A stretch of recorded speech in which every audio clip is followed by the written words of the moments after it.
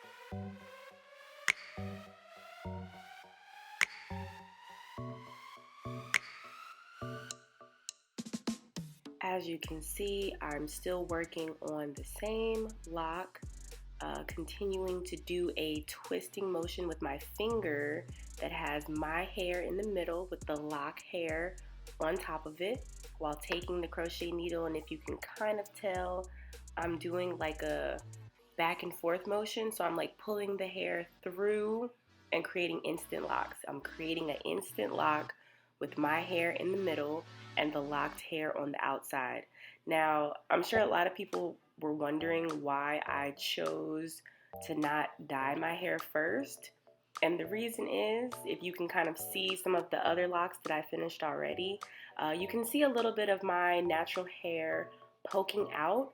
That I did that on purpose. I wanted to be able to clearly see that my hair was in the middle of the lock and that I was getting the most attached form of this instant lock that I possibly could get. And I felt like the best way I would be able to do that is if I could see my hair in difference to my lock. So it actually turned out to be very successful that way. And that's personally why I chose to not dye it first, because I do want it to look uniform, which y'all saw before. But I definitely wanted to be able to notice the difference between my hair and the lock. So I'm going to continue moving forward. It'll take me about 7 minutes to finish this whole process, and then you guys will see what it looks like at the end. So stay tuned.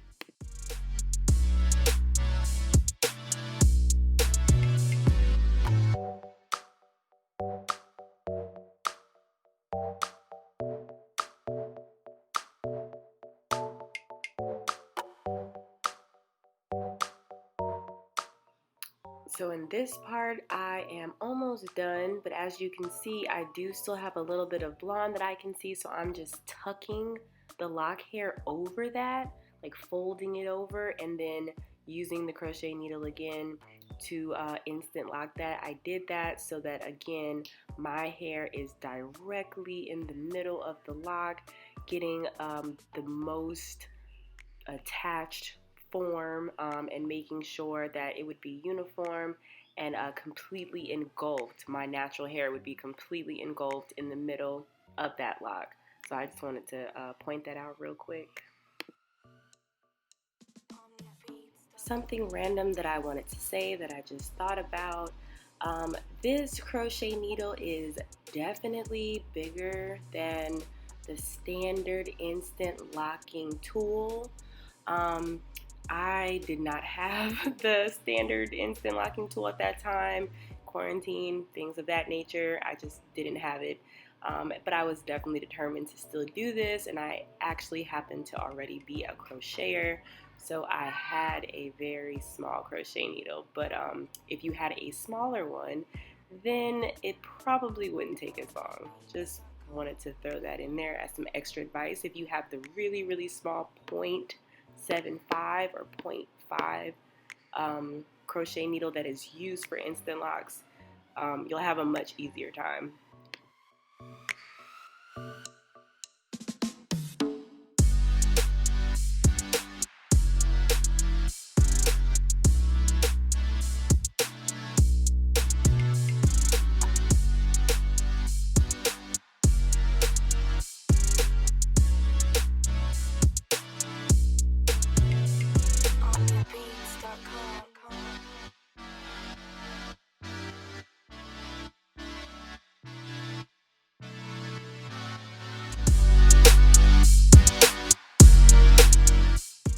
So I am basically finished.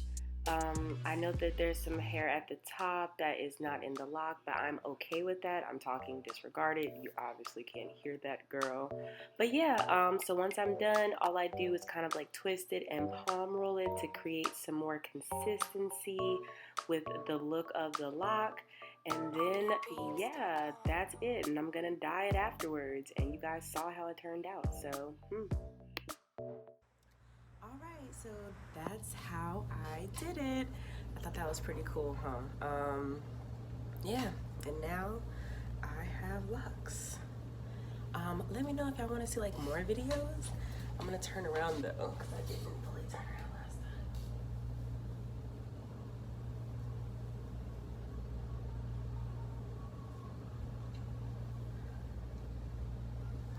time. Alright, see y'all next time.